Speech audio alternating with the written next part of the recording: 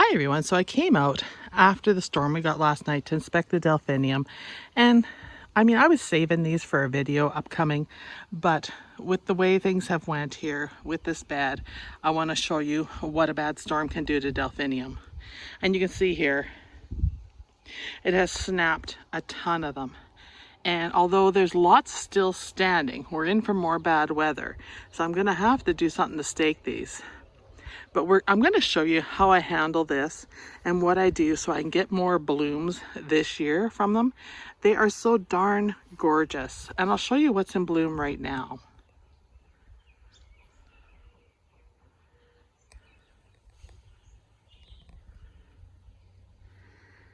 And I had some really nice blues in this batch and some whites.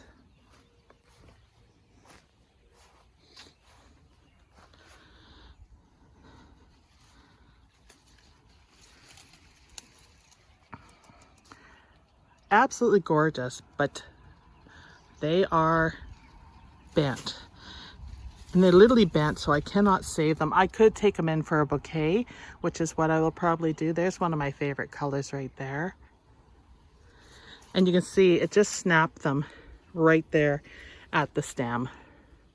So I'll have to come through and give these a good cleanup. And there's a lot still standing there looking good. And there's a lot that haven't bloomed yet. So I need to protect them. There really wasn't any storms predicted last night. I wasn't expecting any sort of damage. So go figure. But you can see here, some of them, they're in bloom and they're a good 6 feet high. Like, look at how tall that one is. That hasn't bloomed. There's the purple. And you can see some of the different blues in the back. They're getting ready to bloom. Here's one of my favorites. And I really like these with a bit of purple in the centers.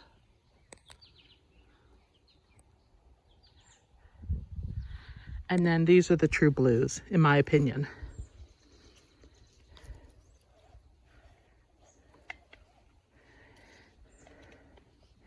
So I'll get Rob to give me a hand. And once I clean them up, he can come and help me stake them and wrap them and protect them from this happening again with this weather. It's extremely humid here. And so definitely we will see more of this weather. But at least there's still lots that are blooming. It's one thing about having a big bed of Delphinium. If you have some issues, you know, and you have storms come through and some get snapped, you still have more. And these can be somewhat saved. As in, we're just going to cut them back, but we're not going to cut them back to the ground. We're going to cut them to the nearest leaf node so that they can send up more spikes. Now, because I'm in zone 3, I have cut them back to the ground, but this year was so late, they will not bloom again if I cut them all the way down. And I find that with salvias and stuff too, if you have a late spring, and that you're best just to cut off the spent flowers to the closest leaf node, and then you will get another flush. It won't be as beautiful or as big as the first flush, but you will still get more flowers. So that's what we're going to do here, and I'm going to show you how I do that. But they're still glorious, and I can't wait for the rest to bloom. I did add some more seed in here for a couple areas where I have gaps. Sorry, Matilda is taking me for a walk, it seems. And so I've added more seed right in there. You can see I have a gap there, and I'll just come around, clean up the spent leaves and that, keep the disease down and any leaves that are yellowing, as you can see here, and we'll be good to go. Now you can give them fertilizer every single week like you would your containers, and you will get away more blooms, especially if you start the seed from scratch. If you do that, you will get blooms the first season that you start the seed, but you have to be feeding them every single week, and they will respond well. Delphinium are the most forgiving plants, but they are also the weakest when it comes to giants, and they are giants compared to like hollyhocks or some of the other stuff that is giants in the garden. They are on weak stems. So you really should support them. This area is usually really protected, so not an issue. But we had a weird storm with winds that came from a strange direction, and that's what did it. So live and learn. but all is not lost. At least there was no hail. Touch wood now that I said that. So you can see now where I've been cutting them. I'm cutting them closest to the nearest leaf node where they broke to give them a chance to come back. And I'm going to go through and do the rest of them over here. I have a whole bunch over here that are laying on the ground as well that need to be cut back. So I'm going to go through and do these next. But you can see how bare it has left this patch here.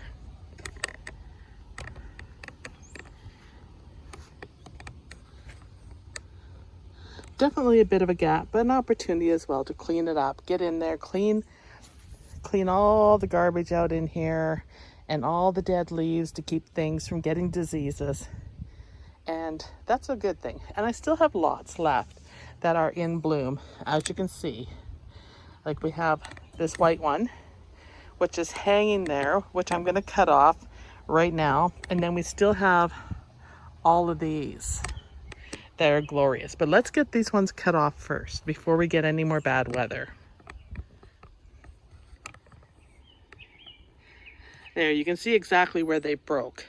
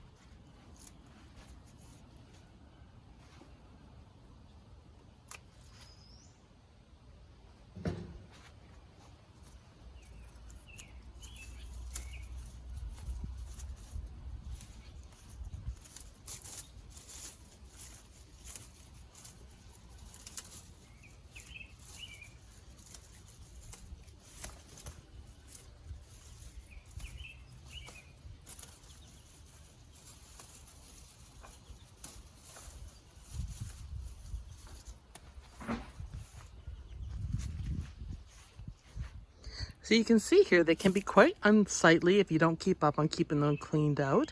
But once you clean them out, there's some sort of satisfaction in that as things start looking good. So you can see there are all the dead leaves in there that need to be cleaned out. And this one, not so much, but you can see there's a gap.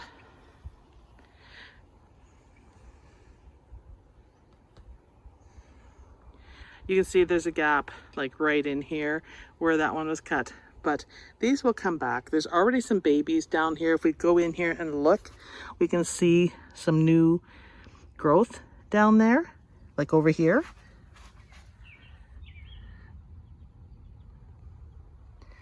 So there's already new stalks building and coming off of the original plant, which is great. But aren't they amazing?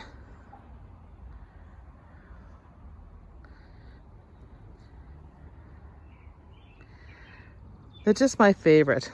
But look at the waste, you guys. Like, Mother Nature can be cruel. It's a shame because they're so damaged that I can't even cut them and put them in a vase. We've just got too much damage on these. But they were really pretty.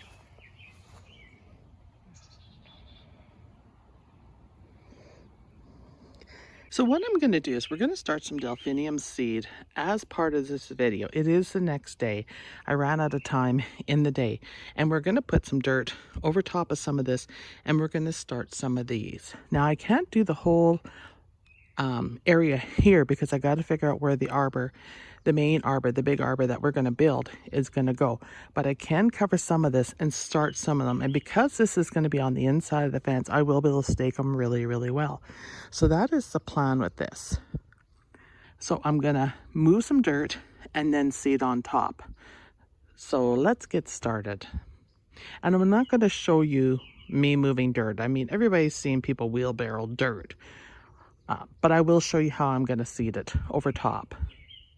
You're going to have to excuse the wind noise. It's getting really windy all of a sudden. So here are my Pacific Giant Delphinium. They are perennial. These are what I plant.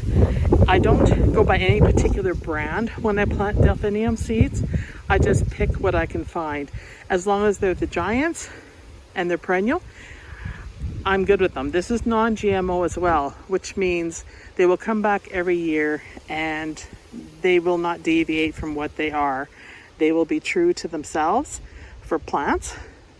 These are a mixed variety. You can see there's pinks, purples, blues, lavenders, whites in them. They're absolutely gorgeous.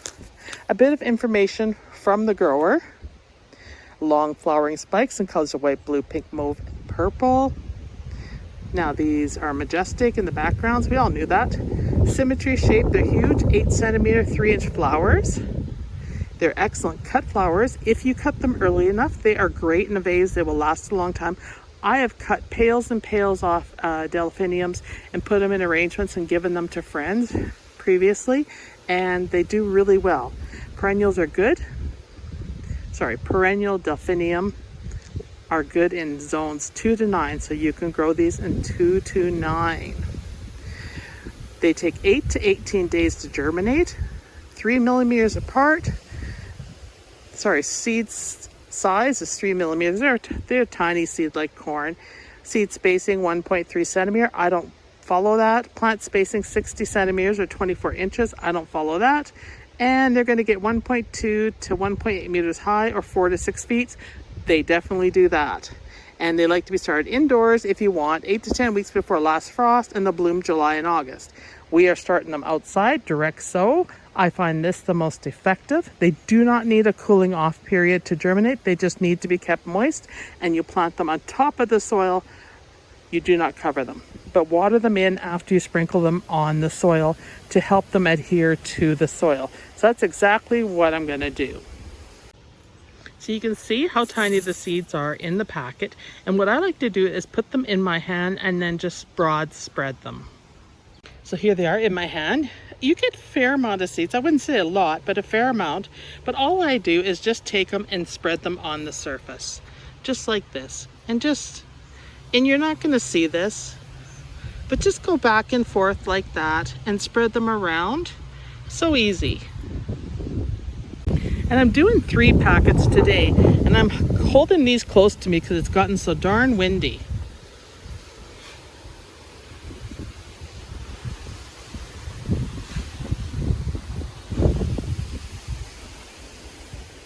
And my last packet.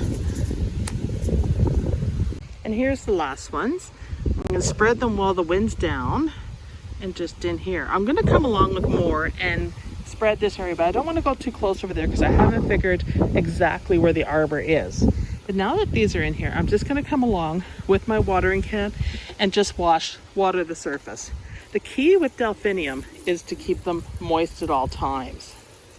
That is the key. That helps them germinate faster. They don't need any special soil. They don't need any special chemicals. They just need to be kept moist, and that will keep them happy.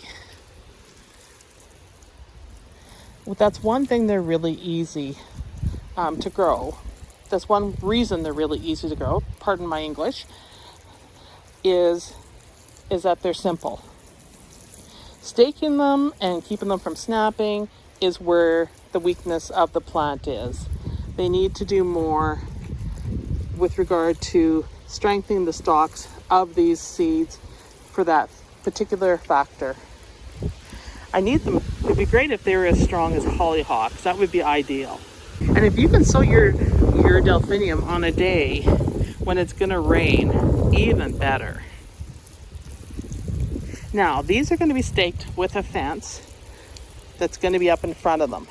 So it'll make it really easy for me to attach some wire or some string or some other fencing to it to hold them in place and stake them. I don't like to do individual staking when you grow a lot of Delphinium because I find that's not very effective.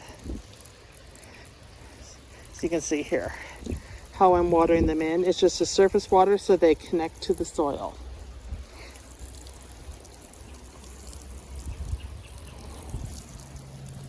That'll keep them from blowing away. That's the key with this. And give them something to get them started germinating. And that's it. That's all you have to do to start Delphinium directly in the soil outside.